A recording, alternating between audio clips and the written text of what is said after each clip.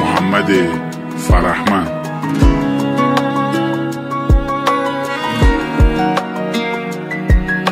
مرا به خواب هر شبت ببر، مرا به قیمت دلت بخر. حذر کن از خیال این سفر، نرو نرو بمان کنار من. شب است و یاد تو به سر زده، بریشم غمت تبر زده. بهانه دوباره در زده، تویی تو عشق ماندگار من. بهار با تراوتم به لب رسیده طاقتم، بیا و ماه روشنم تو باش.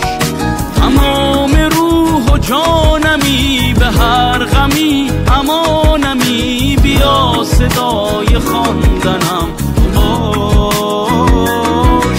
بهار با تراوتم به لب رسیده طاقتم، بیا و ماه روشنم تو باش.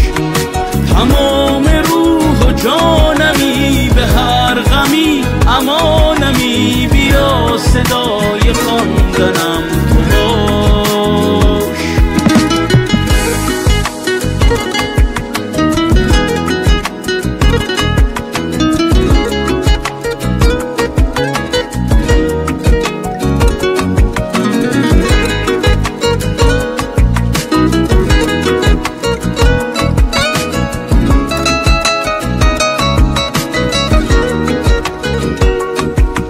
نسیم اگر شوی همیشه ساحلم، اگر تمام من شوی نمیرد این دلم.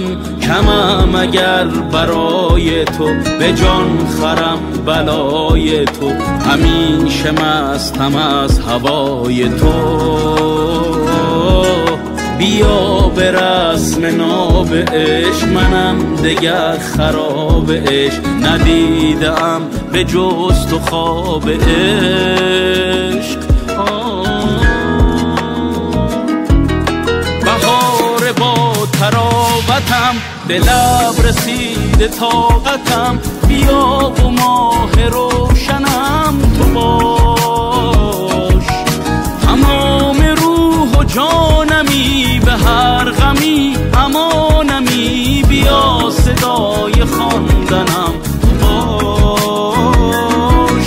بهار با تراوتم به لب رسیده طاقتم، بیا و ماه روشنم تو باش. تمام روح و جانمی به هر غمی امانمی، بیا صدای خواندنم تو باش. بیا صدای خواندنم تو باش.